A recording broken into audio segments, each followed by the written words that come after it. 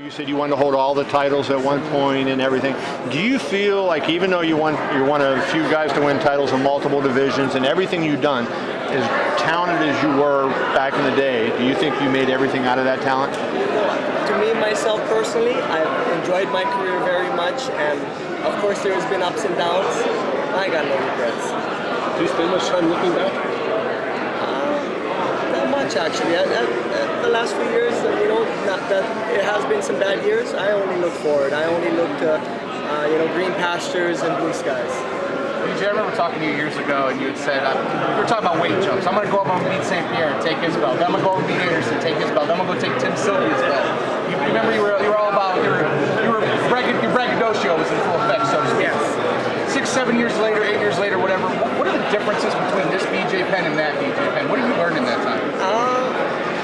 I've learned, I don't know what I've learned, but I've had a lot of experiences throughout those times, and with that, I look at the sport as the same it always was, and I think it bothers people more than it bothers me, the way my career went. If they want to go to sleep at night better, just know that I'm a happy man and life's good for me. Would you have any advice for that old BJ Penn if you could get your DeLorean and jump back with Doc Brown a few years ago and be like, yo, BJ, here's the advice I would give you now for the older prodigy? If I would have some advice for that older BJ Penn, there was really nothing I could do back then. The way the sport is now, I can go out and get a coach for a certain thing and go and do this. I can, you got all these good coaches now. You got the Dolces, you got all these different people out there that we just didn't have back then to, make sure that I was peaked or whatever they call that and right on balance. But, it's just the way life, it is what it is. When do you think that you were the most dangerous that you've ever been? Like, when was your peak as a fighter? 25 years old. I think around there. I was tough. I wasn't afraid. I was too stupid to know I was going to get hurt. I saw them talking about, BJ and Bruce Lee and this and that. I said, I was 25 years old. Let's see what would happen.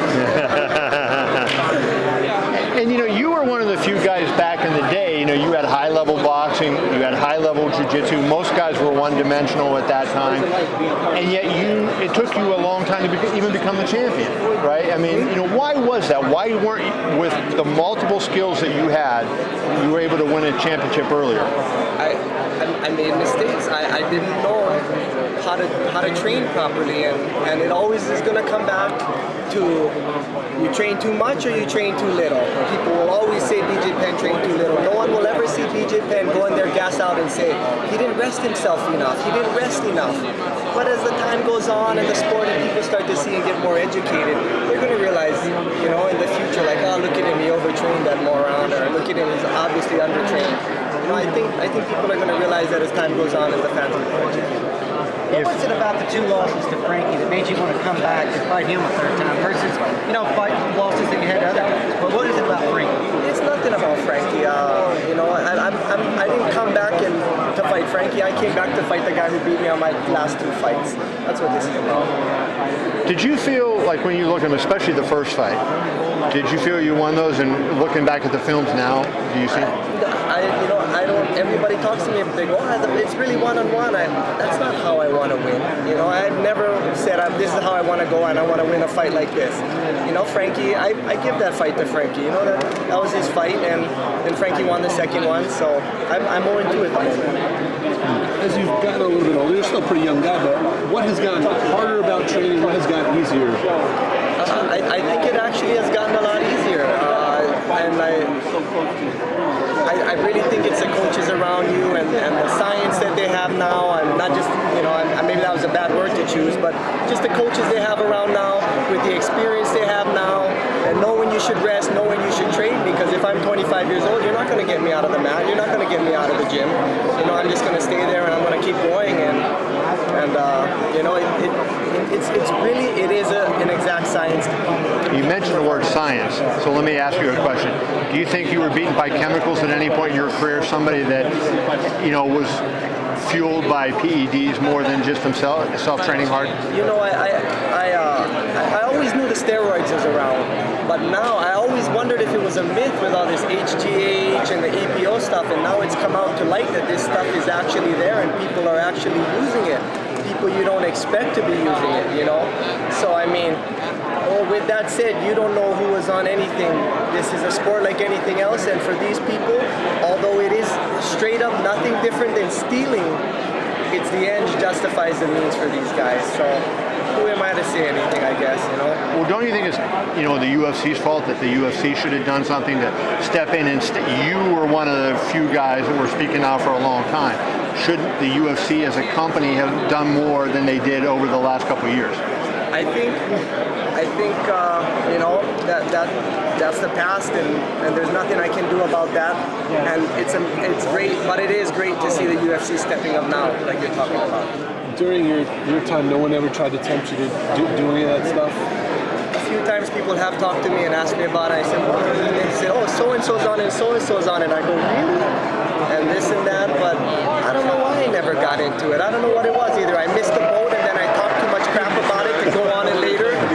That could have been what happened. Well, the second best guy. Were you surprised that Chael, after he was so adamant on television about what he was doing, that then he turns out to be the guy taking EPO and HGH? I was very surprised about that, actually. You know, it's just a very, very surprising thing. I've always heard something about EPO, but I don't know anything about cycling or the Tour de France and all that. But people were said that they're using this thing and they can be bigger and have more muscles than you, but have better cardio than all the skinny guys. I go, what? No way. But I guess it's real. To change the topic a little bit, you know, I think two of your best fights were your fight against Shirk, you know, and your fight against Diego Sanchez. And seemingly in both of those fights, you used knees to great effect, and you were able to hurt both guys with knees. And you didn't use your knees a lot, you know, during the career. When you did, they were effective. Is that something that, when you look back on, was a technique that you didn't work on enough? You know, kind of Muay Thai and knees and all that? No, I think, you know what? You want me to beat him with a knee? Is that what you're asking, Audi? Yeah, well, that would be cool.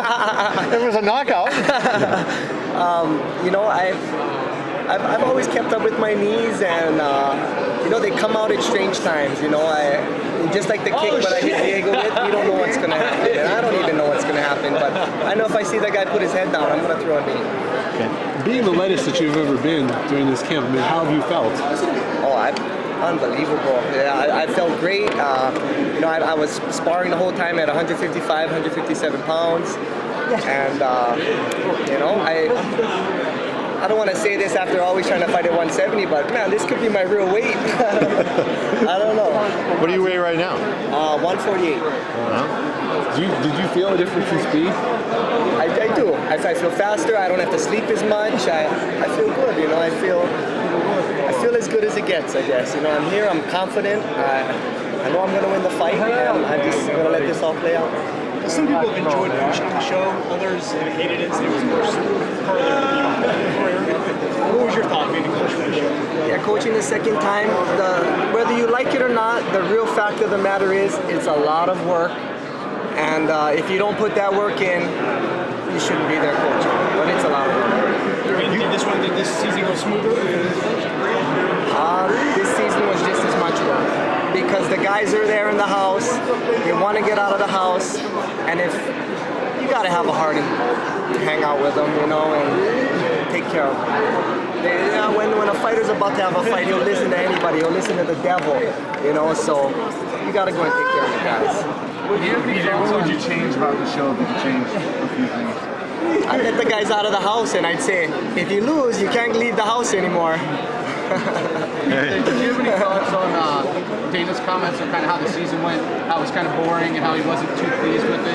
And even into the finale, he was saying basically, you know, even the winner might not be in the best standing. Like, this is you know, it wasn't the best season, I guess. You know, it was a slower season, actually, and from what I hear, the ratings really showed that it was a slower season, and Dana was right. People, by nature of having a tournament situation, and by the nature of people being so much more experienced and realize what's going on, you know, it was a slow show when it comes to the fights. And I was telling them, you want Dana to come, right?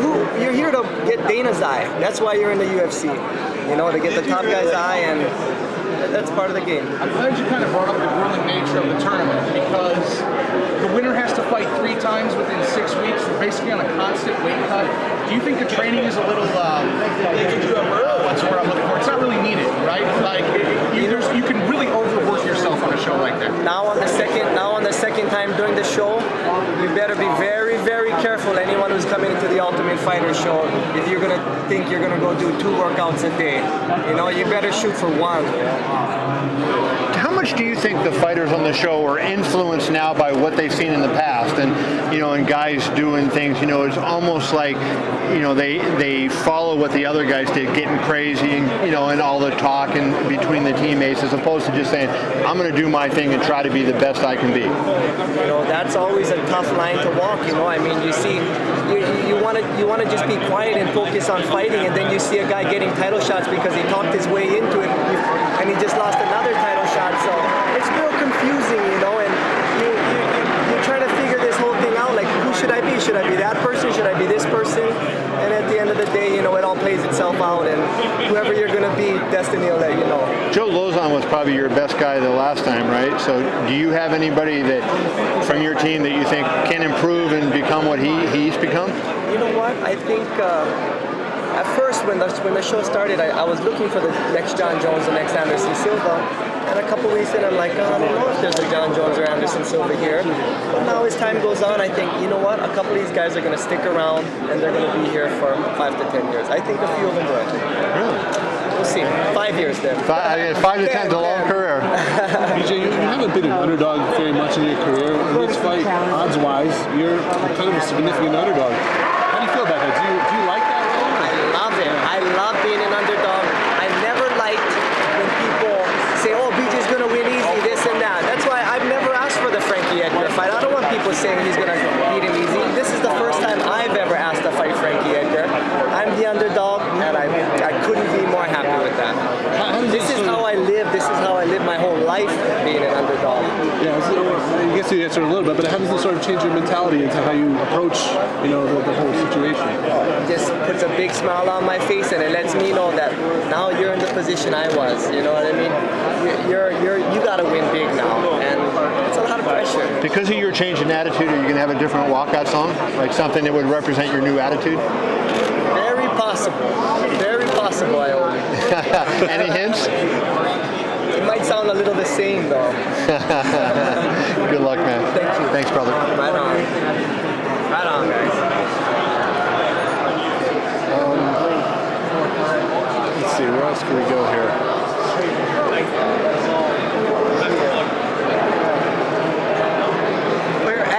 After losing twice to Frankie, what do you got to do different heading in the third one? And what did he do good the first 2 times to defeat you?